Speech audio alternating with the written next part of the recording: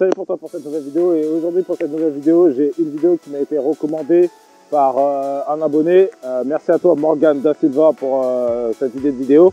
C'est un peu la même chose que les vidéos que j'ai fait avant sur des situations de match, genre quand le défenseur il est en face de toi ou bien quand tu es sur le côté. Mais aujourd'hui j'ai une situation de match où tu te retrouves dans une situation où tu as le défenseur juste en face de toi et très proche de toi. Donc si ça t'intéresse pour savoir comment moi personnellement j'aurais fait dans cette situation là, je te vois après l'intro.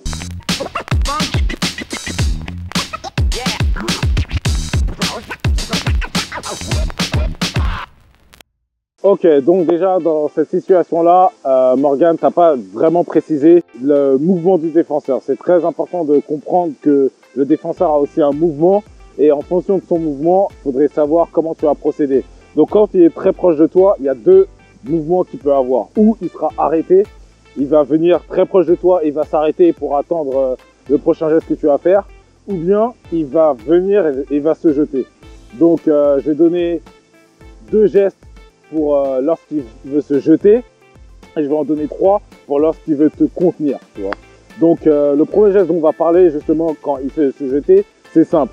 Quand un défenseur se jette, il est moins alerte pour pouvoir justement, s'il se jette, s'il vient vers toi, il ne peut pas en même temps reculer. Donc dans le cas où tu vois un défenseur qui se jette, que ce soit de n'importe quel côté, qui se jette du côté droit, du côté gauche, qui est en train de se jeter derrière toi, faut comprendre là où est-ce que tu devrais aller.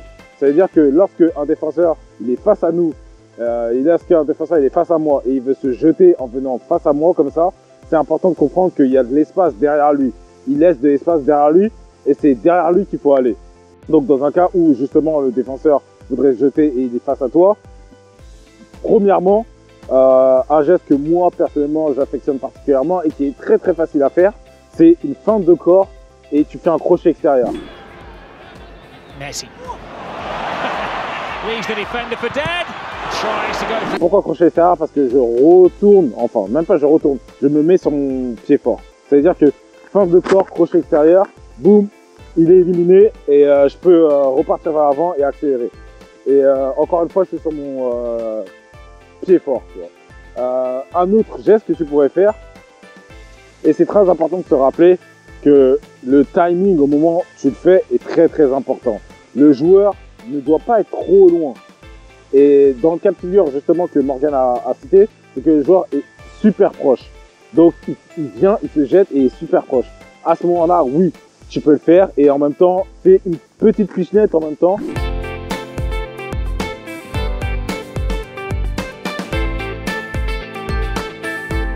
Fais une petite pichenette en même temps pour soulever le ballon. Comme ça, tu peux justement éviter qu'il puisse te prendre le ballon. Parce que en général, quand le défenseur va se jeter, il va essayer de mettre son pied. Mais il va mettre son pied au sol, il ne va pas le mettre en l'air. Donc, essaie de faire une petite pichenette en même temps pour, au cas où il ait anticipé ça.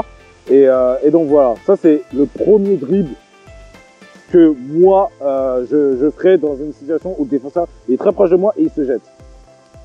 Deuxième solution que tu pourrais utiliser, c'est le fait de faire un petit pont.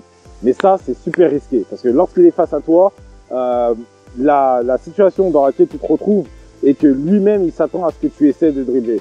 Tu vois. Il n'est pas, par exemple, quand un défenseur il vient sur le côté, un petit pont, c'est beaucoup plus facile parce que quand il vient sur le côté, tu fais comme si tu l'as pas vu et pas un petit peu lui glisser, tu vois.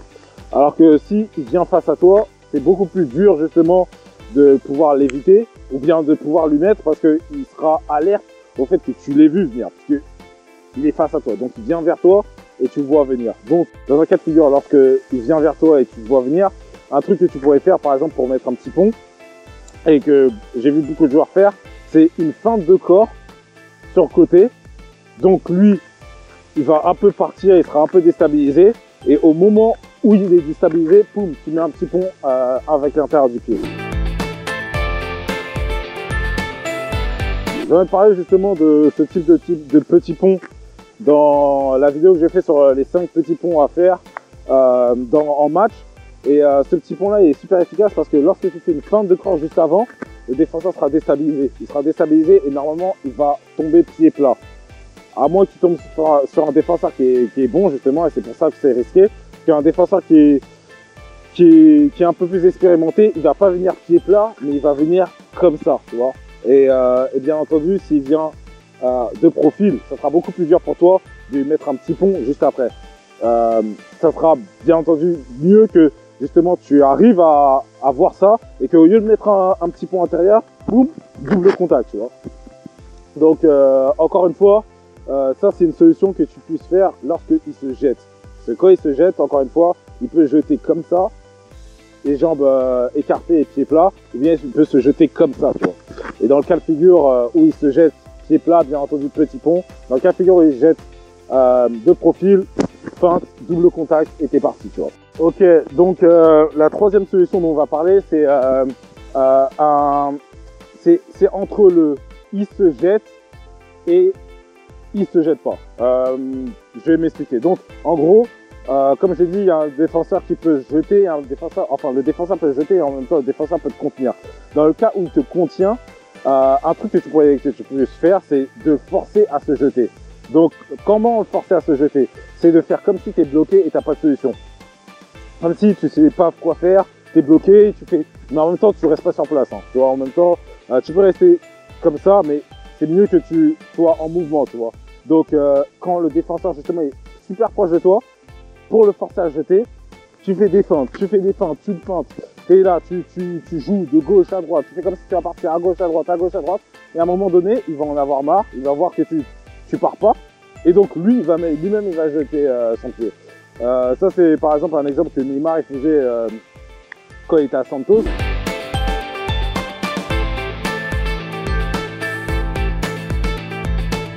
Et sur cet exemple, tu peux voir très bien que en fait, il le force à jeter. Il le force, il fait des feintes, à gauche, à droite. Et au moment où il veut jeter, et là, c'est très important que tu aies une très bonne observation, et un timing exceptionnel pour faire ça. Mais au moment où le défenseur veut se jeter, tu regardes ses jambes. Au moment où il jette sa jambe, boum, tu touches le ballon pour t'écarter à gauche ou à droite. Neymar, il a utilisé un crochet intérieur. Tu peux utiliser un crochet intérieur ou un crochet extérieur, c'est comme tu veux. Mais c'est très important que justement quand tu fais toutes ces feintes là, tu gardes toujours ton pied proche du ballon, tu vois, au cas où il veut se jeter, boum, tu peux toucher le ballon et t'échapper, tu vois. Donc ça c'est la troisième solution. La quatrième solution, c'est une autre que par exemple Léo Messi il utilise, et ça c'est une technique qu'il faut maîtriser. Parce que c'est pas, tu peux pas faire comme ça, mais en gros c'est faire une conduite de balle. Conduire le ballon vers le joueur. Même s'il est très proche de toi, tu as toujours la possibilité de conduire le ballon vers lui. Pas faire des longues touches, mais vraiment des petites touches comme ça pour le faire reculer. À partir du moment où il est très proche de toi et tu vois qu'il ne recule pas sur la première de tes touches, eh ben tu fais ça, tac, tac, t'es parti, tu vois. Le fait de faire une touche vers lui, en fait, ça va créer en toi le fait de le faire reculer, ou qu'il pense que tu viennes vers lui, tu vois. Et c'est très important que tu comprennes ce principe, parce que si en fait tu ne fais pas de touche et tu fais juste comme ça et il ne s'est pas jeté, juste il t'a contenu, il va pouvoir partir avec toi sur le côté, tu vois. Alors que si tu fais comme si tu vas vers lui et ensuite tu pars sur le côté, logiquement il aura reculé légèrement et ensuite pour essayer de te suivre. Mais un millième de seconde, c'est toujours quelque chose que tu peux utiliser pour faire une passe, une frappe ou quoi que ce soit, tu vois. Donc ça c'est un autre truc que tu dois te rappeler par rapport à si un défenseur est proche de toi et il essaie de te contenir, tu fais une conduite de balle pour le faire reculer. Des fois les défenseurs, en faisant la conduite de balle, ils vont reculer avec toi. Ils vont reculer et à n'importe quel moment où tu l'as décidé, tu te décales sur le côté. La dernière solution dont on va parler aujourd'hui, le dernier dribble dont on va parler, c'est un dribble que j'affectionne particulièrement et il vient de Ronaldinho. C'est Ronaldinho qui faisait souvent quand il jouait. Et ça c'est un dribble que lorsque le défenseur est super proche de toi, ben, quand tu le fais, il n'arrive pas à prendre le ballon et encore mieux, tu t'échappes beaucoup plus facilement qu'avec tous les autres dribbles dont je t'ai parlé, tu vois. Moi personnellement, j'ai utilisé plein de fois, que ce soit au futsal ou au football, et il marche super bien. Il marche super bien parce que il joue sur une touche de balle, une feinte de corps et t'es parti, tu vois. Une petite parenthèse justement par rapport à tous ces gestes-là, la virgule n'est pas forcément un geste que tu peux réaliser dans cette situation-là, parce que si le défenseur est vraiment très proche de toi, la virgule elle va pas passer. Quand tu vas faire la première La première touche, oui. La deuxième touche, boum. Le mec, il va, normalement, le défenseur, il va toucher le ballon. À moins que tu fasses une virgule, genre un peu comme CR7, il aime bien faire, où il fait une virgule, où il pousse le ballon sur le côté et vers l'avant. Ça crée un petit pont. Parce que la première touche qu'il fait sur le côté, en fait, elle va figer le défenseur. Ok? Le défenseur, il sera figé, mais en même temps, certains défenseurs, ils se déplacent sur la droite. Maintenant, la deuxième touche, elle est faite vers l'avant. Et quand elle est faite vers l'avant, ça fait un petit pont.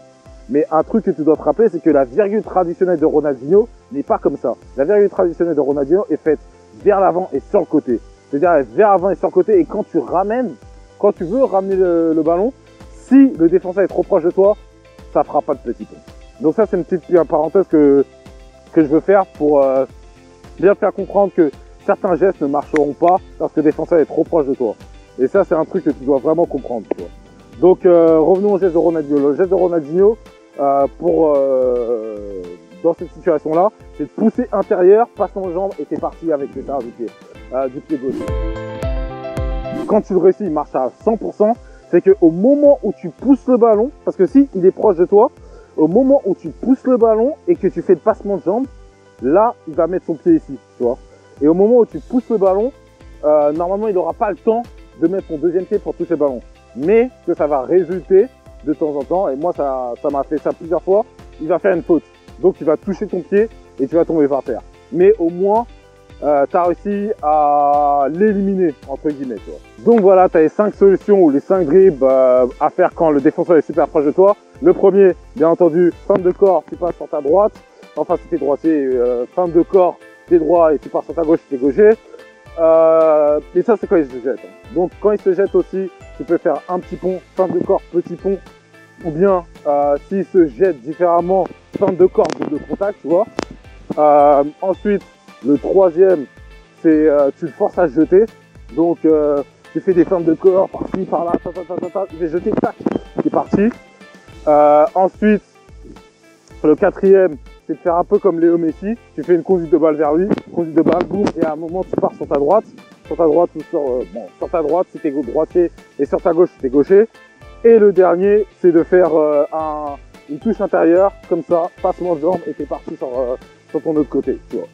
Donc voilà, c'est 5.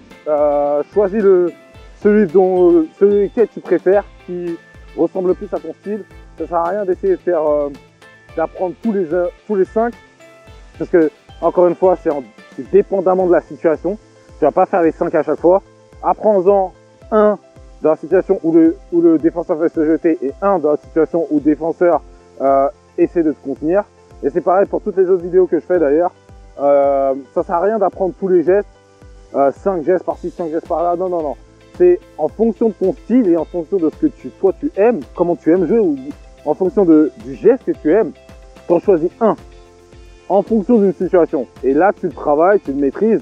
Une fois que tu travailles, retravailles et tu le maîtrises parfaitement, là, tu peux peut-être en apprendre un autre. Tu vois, c'est pas t'apprends les 5 et tu les maîtrises à peu près. Tu peux pas les faire exactement bien. Non, t'en apprends t'en prends un dans une situation, tu le maîtrises parfaitement. Tu peux le faire à n'importe quel moment et c'est là que ça sera efficace. Parce que les gestes, tu dois les maîtriser parfaitement. Tu dois être capable de faire un geste sans le rater 10 fois d'affilée et super rapidement. C'est comme ça. Donc voilà, j'espère que tu as aimé cette vidéo et on se voit à la prochaine. Peace.